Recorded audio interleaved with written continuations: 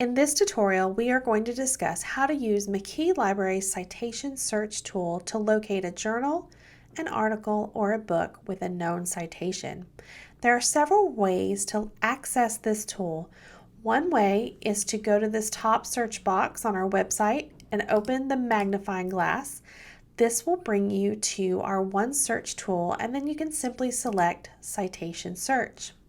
Another way is by going to the drop down beside Research and Tools and selecting Citation Search. You also can select the Research and Tools page and access Citation Search from there. And again, you also can go to the Services for Students or Services for Faculty and Staff landing pages to access this tool. When searching, you can go to this tool and search for an article, a book, or a journal article by toggling this top toolbar.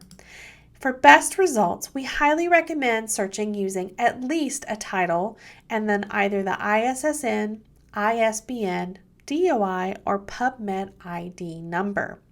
Now I'm going to demonstrate how to use this tool by searching for an item that I found through a citation, and I know my article title and I know the ISSN.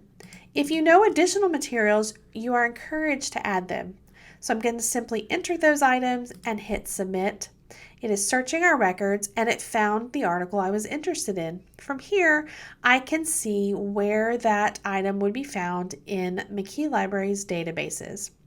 If you search for an item that's not available in our collection, it will bring you to the record page where you then can request it for free through Interlibrary Loan. Now, Interlibrary Loan is a service available for all current Southern Adventist University faculty and staff and students. We highly encourage you to view the rest of our tutorial series in YouTube for more information and best practices for using McKee Library for your research assignments.